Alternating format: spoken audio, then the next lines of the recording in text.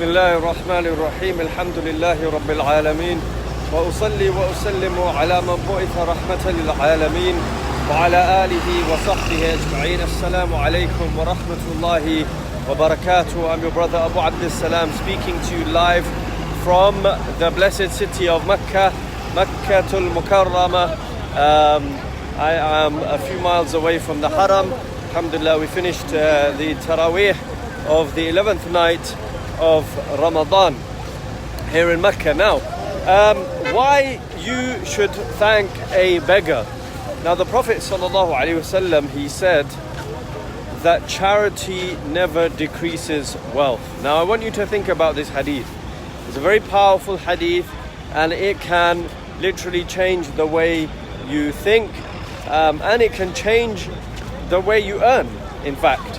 And that means that whenever you give charity, the Prophet ﷺ is saying that your charity will never decrease your wealth. But how is that the case? Because when you're giving charity, surely that decreases your wealth. Well, let me give you an example. Imagine two people, they both earn the exact same amount of money every month. Let's say they earn, $1,000 per month. So you have two people who each earn $1,000. However, one of them, he gives, let's say, $100 in charity. The other one, let's say, he doesn't give $100 in charity. But sometimes what ends up happening is that you don't see barakah in your wealth, even though you earn the same or even sometimes more than someone else. What do I mean by barakah? Right? For example, there was a taxi driver. He once explained to me what his idea of barakah was. He said, me and my brother, we earn the same amount each month. However, he has a lot more barakah in his wealth. Every month, something goes wrong, and so I end up having to spend more money. For example, something goes wrong with my car, I get unexpected medical expenses or something of that nature. And so even though I earn the same amount of money as my brother, however, my brother ends up getting much more value for his money. I end up spending money on things, like the plumbing gets messed up, or something happens that goes wrong. And he attributed it to the fact that his brother gives a lot of charity.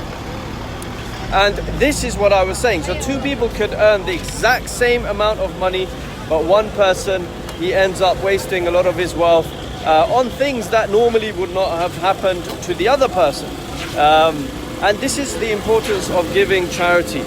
When you have barakah in your wealth, when you have barakah in your wealth, that means that wealth will go much further. In fact, whenever you give, Allah subhanahu wa ta'ala will not just give you the same amount back, Allah will give you much more. And this is why the early Muslim scholars, they used to, some of them, they said that whenever I was in need of money, I would give money, I would give charity. Now this is counterintuitive from the dunya perspective, that when you need money, you end up giving it away to somebody. But they understood this, that whenever you help other people, Allah subhanahu wa ta'ala will help you. And this is exactly what the Prophet sallallahu alaihi wasallam, he said كان الله في عون العبد ما دام العبد في عون أخيه. That Allah subhanahu wa ta'ala is always helping his servant as long as his servant is helping his own brother, i.e. another person, another Muslim. So my brothers and sisters, charity, whenever a beggar comes to you and asks you for money, then you should realize that actually that beggar is doing you a favor. Not only is that person allowing you to get closer to Allah, he's giving the opportunity to you so that you can give money. That beggar will only benefit from that money maybe a day, a month, a year, 10 years, whatever it may be. But you will benefit from that money that you've given away to that beggar, not just for one day, not just for 10 years, but inshallah for eternity in the hereafter. So you should thank that beggar that, yes, he might be getting some benefit in this world for a few measly days, months or years, but you end up getting the benefit from the charity that you're giving, a lot more benefit in the hereafter. So don't ever look down at beggars. And included in this are people who, work for charities, all right? They're doing good work. They are working for charitable organizations. And we know that when it comes to charitable organizations, there are different types. For example, you could give charity for, humanitarian purposes. You might give charity to help the poor. You might give charity to help, people give da'wah. You might give charity to help people who are vulnerable. There may be many different causes, alhamdulillah, that Muslims, being the people, probably around the world who give the most amount of charity. In the UK, that's definitely the case, that Muslims are the ones who give the most amount of charity each year. But I'm sure this is also the case around the world. Muslims are very charitable people.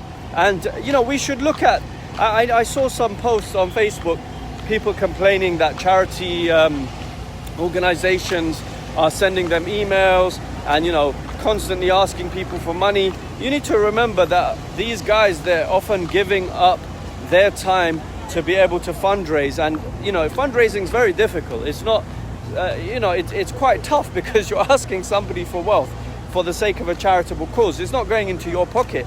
It's not going into your family's pockets. It's often going to charitable causes that, charities that are doing good, that are doing well, they're doing good deeds, right? So take care. The least you can do is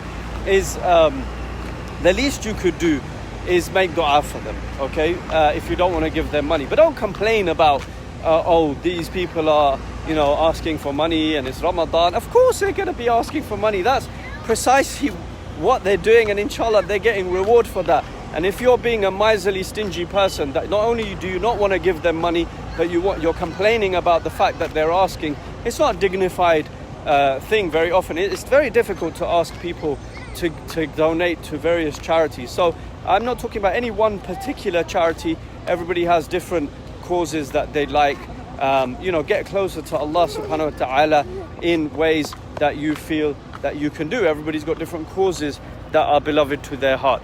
But, and alhamdulillah, everybody is giving charity, especially in this blessed month.